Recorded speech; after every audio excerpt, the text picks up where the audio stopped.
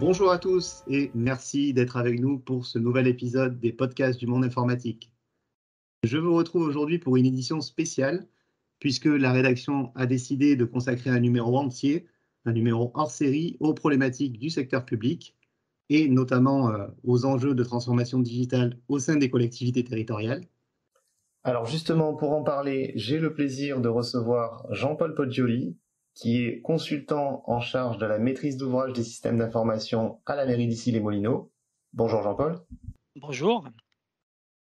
Alors Jean-Paul, vous faites partie d'une collectivité qui est très dynamique et qui s'est lancée il y a déjà pas mal d'années dans des grands chantiers de modernisation de ses infrastructures.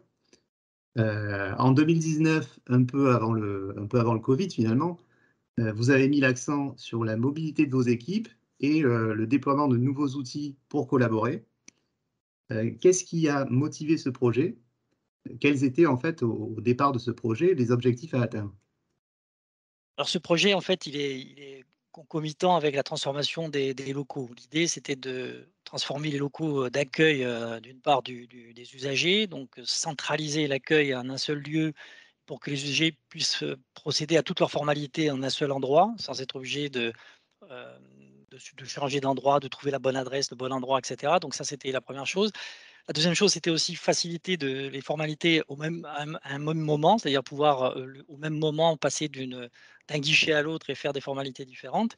Et puis tout ça dans le cadre d'un fonctionnement plus global de l'administration et du back office, en facilitant, les échanges, le travail, en équipe projet, le travail, enfin oui, le travail en mode projet quoi, et donc réaménager les locaux avec cet objectif. Donc ce réaménagement des locaux entraînait de facto une nécessité de mobilité interne finalement. Il fallait que nos agents aient la possibilité de se déplacer, d'aller en salle de réunion, de collaborer avec, d'autres agents, dans leur bureau, enfin d'avoir beaucoup plus de facilité de collaboration et donc une sorte de Mmh. mobilité interne avec, bien sûr, du coup, une vision beaucoup plus, mobile, hein, de l'utilisation de l'informatique et de l'outil numérique.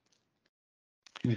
Donc donc ça correspondait à ce besoin de mobilité et donc d'avoir, les outils de collaboration et les outils mobiles, donc notamment les PC portables, pour ça.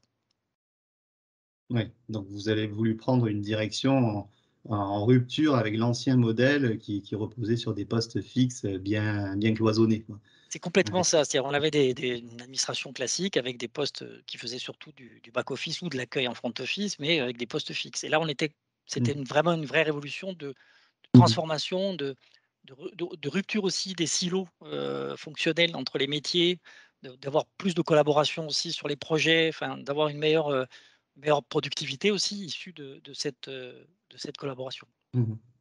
Évidemment, c'est aussi quelque chose qui s'est, quelque part imposé à nous pendant cette période de Covid.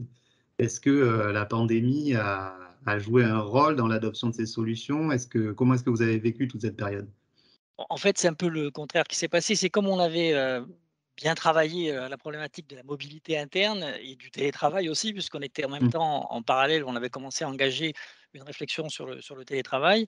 Bah, nos infrastructures étaient prêtes et nos outils étaient prêts pour, ce que nous a imposé, la covid et notamment les confinements qui ont imposé le télétravail, qui nous ont obligés en plus à réorganiser nos accueils, parce qu'en même temps le service public devait se poursuivre et donc de réorganiser nos accueils pour faciliter la fluidité d'arrivée des usagers, donc la mise en place de systèmes de rendez-vous, tout ce mécanisme-là, finalement, la pandémie l'a accéléré pour nous, mais on était déjà, dans cette posture-là, fort heureusement pour nous, hein, c'est un peu une chance qu'on a eue. Ça a conforté en tout cas la pertinence du choix que nous avions fait de cette mobilité interne qui nous a permis de répondre à tous les enjeux de la première partie de la Covid, hein, en 2020 avec les confinements successifs, le télétravail, avec l'organisation de la fluidité des accueils pour éviter, que les gens se présentent, tous ensemble au même moment, au même endroit. Enfin voilà, donc tout ça, ça a été, vraiment grandement facilité par cette organisation et ces outils numériques. OK, quand vous parlez des outils que vous avez mis en place pour favoriser cette mobilité, une collectivité comme la mairie d'Issy-les-Moulineaux, ça rassemble, des profils d'utilisateurs qui sont assez différents. Comment est-ce que, vous avez répondu aux besoins spécifiques de chacun d'entre eux? comment vous avez fait finalement le choix du bon outil pour le bon collaborateur? Bon, alors déjà, il y a une base, un socle commun qui était de choisir un outillage qui soit, appropriable, par les agents. Et c'est vrai que l'environnement Microsoft, était déjà un outil approprié puisqu'ils avaient enfin, tous nos utilisateurs utilisaient Word, Excel, PowerPoint, enfin ces outils-là classiques.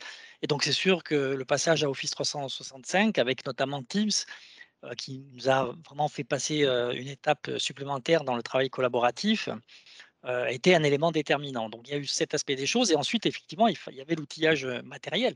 Il fallait, les ordinateurs portables et les outils les adaptés, enfin les portables adaptés en fonction de l'utilisation, puissance, de processeur, mémoire, taille d'écran, enfin et cetera en fonction des utilisations. Donc là on a travaillé avec les agents, avec les utilisateurs. On avait fait un travail d'identification des outils, dont les surfaces, par exemple les surfaces Pro, les surfaces Go, des outils comme les tables surface aussi, pour commencer à imaginer des solutions, techniques, des portables, des ordinateurs portables, classiques,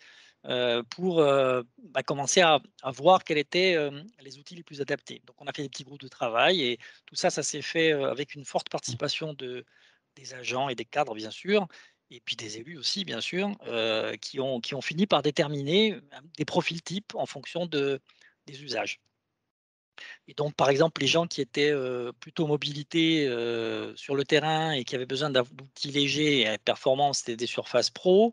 Nos élus, ça a été les Surface Go parce que c'était un bon compromis entre la légèreté de l'outil, la facilité de manipulation et en même temps la complétude de l'outil pour pouvoir, y compris signer électroniquement.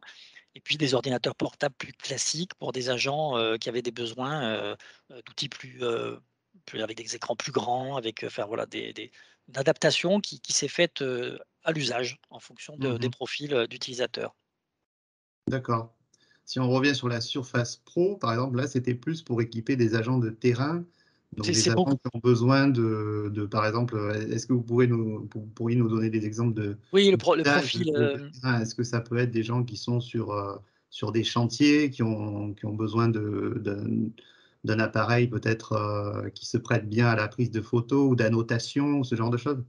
tout à fait. En fait, c'est vraiment typique de ce qu'on appelle, nous, les surveillants de travaux. Donc, c'est des agents qui sont justement sur des chantiers, soit ils sont sur les espaces publics et ils vont, travailler, sur l'occupation du domaine public et donc, effectivement prendre des photos, faire des repérages, rédiger des notes, envoyer des mails, enfin et cetera, faire tout ça sur le terrain.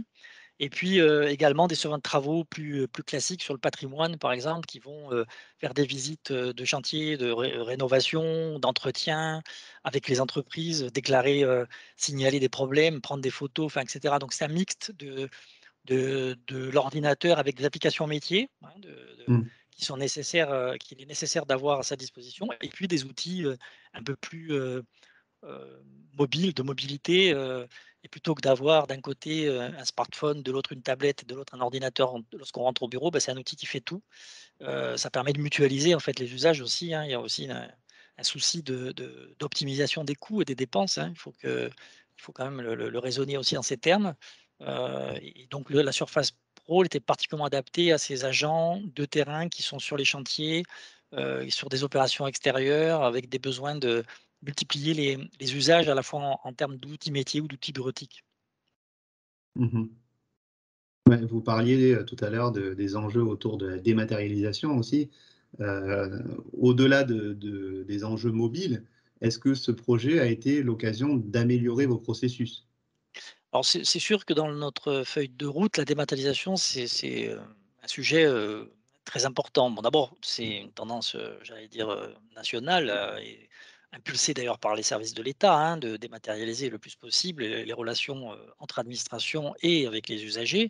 Et donc effectivement, l'outillage, à la fois, les outils mobiles et à la fois l'environnement, Office 365 favorise bien sûr, la dématérialisation et les échanges dématérialisés. À un moment donné, la matérialité n'est plus nécessaire. Et d'ailleurs, pour nos élus, en les équipant de Surface Go, l'idée c'était de pouvoir aussi y adjoindre la signature électronique sous forme d'une clé, hein, qu'on peut insérer dans la Surface Go et de signer de façon complètement dématérialisée, de signer électroniquement les courriers ou les arrêtés qui sont du domaine réglementaire, pour que nos élus puissent les signer de façon simple et aisé et de n'importe où, sans être obligé de se rendre, sur le lieu de la mairie pour le faire.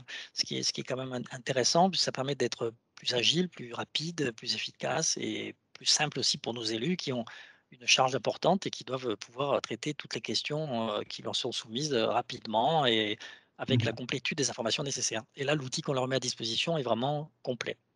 Mmh. Oui, quand il y a plus de 100 courriers, par semaine à signer, c'est sûr que ça Ça ça fait aide. un changement Voilà. de grande ampleur, ouais. Mmh. Mmh. Alors on a vu ces derniers mois, ces dernières années, le travail à distance devenir presque une norme maintenant. Ça pose bien évidemment la question de la sécurisation des données et aussi de la capacité à administrer tout ça, tout ce parc, à distance. Comment on s'adapte à ça et avec quels outils? Beh, c'était aussi l'intérêt de la solution, Microsoft à l'intégrité de la solution, c'est bah, d'y adjoindre en fait toute la partie, pilotage, du parc en fait, avec la Mmh. solution Intune. Voilà. Et la solution Intune aujourd'hui nous permet, en zéro touch, hein, sans avoir le PC sous la main, de pousser, des configurations, de pousser, des applications, de maintenir à jour les systèmes, de surveiller bien sûr l'état des systèmes, éventuellement de les bloquer s'ils sont, perdus ou égarés, de les localiser éventuellement, si c'est nécessaire. Enfin voilà, donc il y a tout le l'écosystème, complet, alors évidemment qui est complété par tout un tas d'autres outils de sécurité, tout ce qui est firewall évidemment, anti-spam, antivirus, enfin tout ce qu'on Mmh. peut imaginer qui est nécessaire bien sûr aujourd'hui dans un environnement, comme le nôtre. Mais, l'avantage de l'écosystème donc, 365, c'était de nous proposer un outil, d'administration du parc qui était assez simple à mettre en œuvre et surtout, complet, qui nous permet de pousser toutes les informations nécessaires à la sécurisation, notamment par les mises à jour, mais aussi pousser des applications, pousser des informations, enfin, et cetera. Mmh. Il y a notamment la fonctionnalité pour tout ce qui est prise de contrôle à distance, en termes de sécurité, tout ce qui est autour de Windows Autopilot. Est-ce que ça, c'est quelque chose qui vous est, Oui, oui, très utile, très mmh, important, absolument, très important, très utile, absolument. Et la prise en main, y compris à distance, justement pour, assister les utilisateurs en cas de difficulté, bien sûr. Tout ça, ça fait partie de l'écosystème.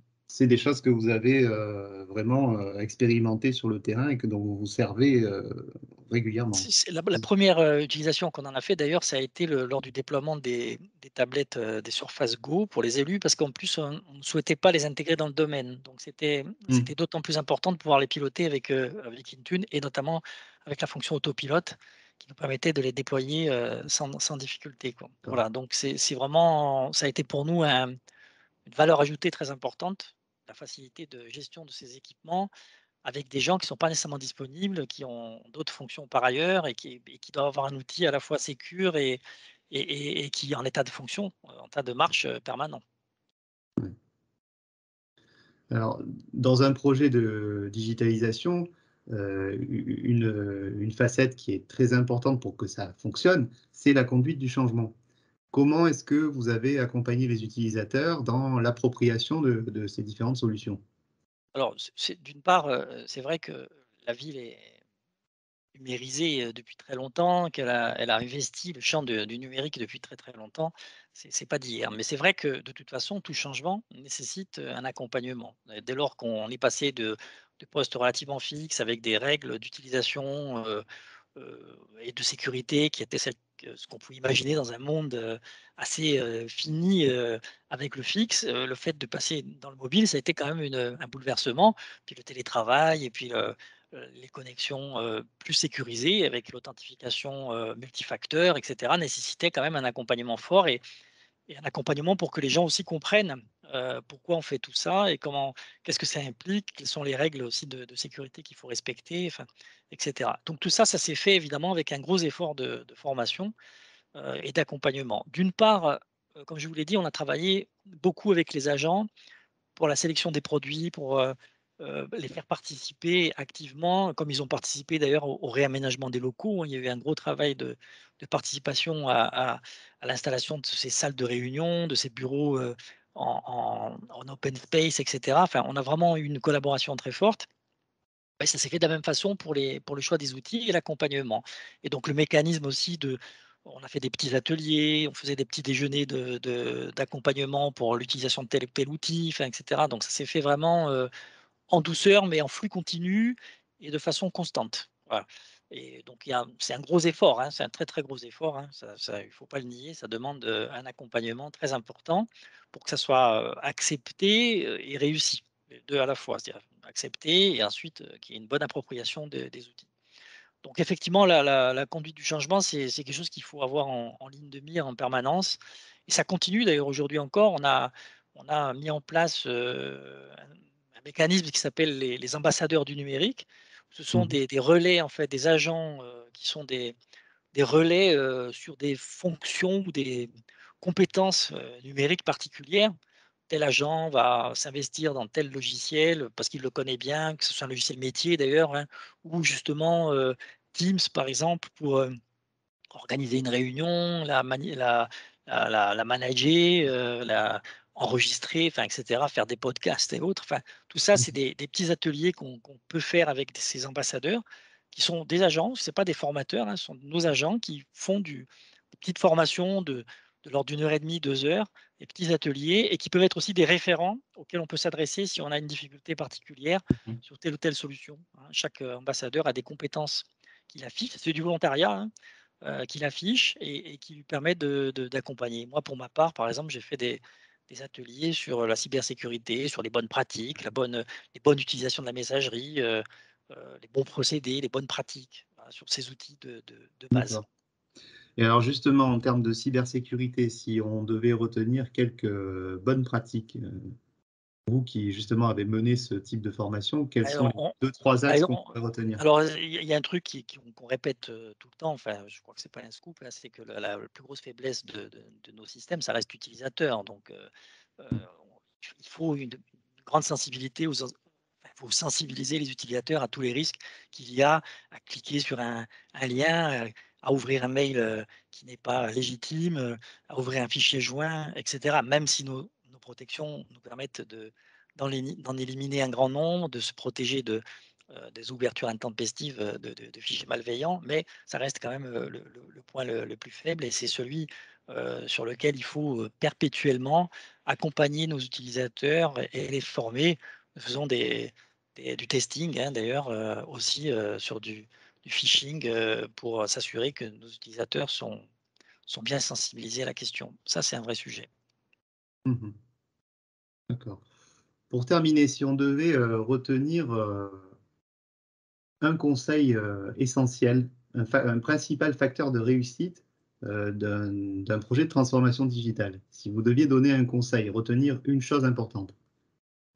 L'adoption, je pense que L'adoption. Mmh. l'adoption, ça reste le sujet phare parce qu'on peut avoir de bonnes idées, avoir de bons systèmes, de bons logiciels, de bons outils, mais s'ils ne sont pas adoptés, c'est un échec et pour qu'ils soient adoptés, il faut, anticiper, l'appropriation par les utilisateurs. Donc il y a un travail, d'accompagnement, d'anticipation, de lever les obstacles pour que ça soit adopté. Voilà, l'adoption me paraît être, le sujet principal. Oui, Bien sûr, après il faut les bons outils, mais il faut c'est les faire donc, adopter. tout ce que vous avez fait autour de ces ateliers et cetera C'est va ça, dans ce sens, quoi. Donc après avoir bien choisi les outils, donc toute cette gamme, surface, le bon outil pour la bonne personne, il y a ensuite cet enjeu crucial autour de l'appropriation des outils et la formation, hein. la formation, bien Donc sûr. le conseil qu'on doit retenir, c'est vraiment de tout mettre en œuvre pour faire en sorte qu'ensuite le savoir circule quelque part et que les bonnes pratiques se répandent d'elles-mêmes, quoi. C'est ça, c'est Voilà, exactement ça, c'est exactement d'accord. ça. Bon, bah, écoutez, merci, Jean-Paul pour ce retour de terrain. Merci à vous. Merci également à vous de nous avoir suivis. Je vous dis à très bientôt pour un nouveau podcast.